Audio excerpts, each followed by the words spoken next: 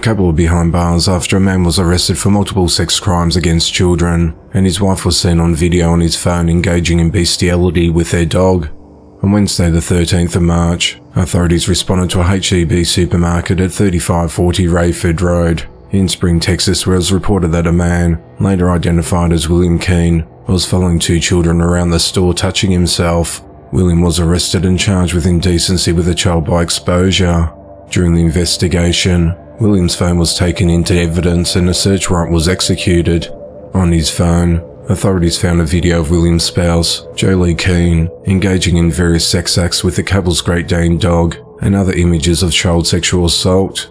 On Wednesday the 27th of March, Montgomery County officials searched the Keenes' home at the intersection of Avalon Ridge and Madison Bend Drives and arrested the couple. William was additionally charged with possession of child pornography, and Jolie was charged with bestiality.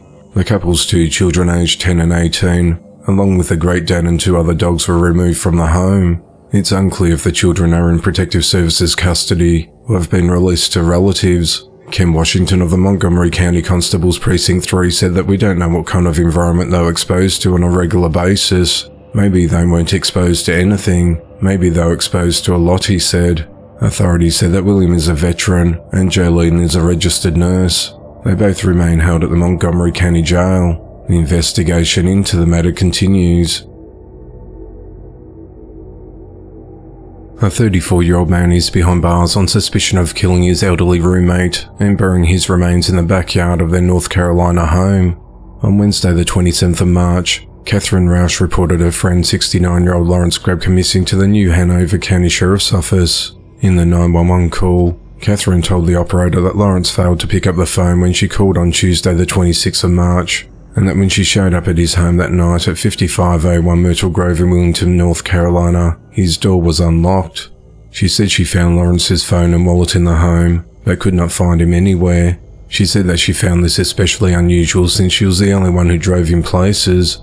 Deputies responded to the scene to conduct a welfare check on Lawrence, where they met with his roommate, 34-year-old Alvin Noel Backer. During a search of the property, investigators found Lawrence's remains in a shallow grave in the backyard. Detectives identified Alvin as a primary suspect in Lawrence's death. However, authorities have not disclosed how he was killed. Alvin was arrested and booked into the New Hanover County Detention Facility on charges of first-degree murder and failure to report a death. Catherine said that she knew Lawrence very well and called him her best friend. She said that they were former roommates before Alvin moved in. He was just the kind of guy, you know, if you met him you'd want to chat with him. You'd want to chat with him to get to know him better. He was just a sweetheart.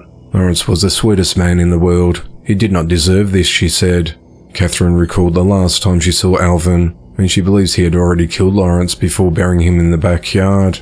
She said, "I saw Alvin that night. The night he probably did it. Lawrence wasn't answering his phone, so I stopped in and he wasn't home. Alvin was sitting in his car. He said he hadn't seen him, and he smiled at me and told me he loved me. Yeah, I can't get that image out of my head." She said she always felt something wasn't right about Alvin. I warned Lawrence, "Get rid of this guy," and he was so nice that he didn't want to kick him out on the street. That's why I told Lawrence for a long time he's not right, and you don't know what he's capable of. So please, let's get someone else to rent the room, she said. Alvin appeared in court on the morning of Thursday the 28th of March and was ordered held without bond.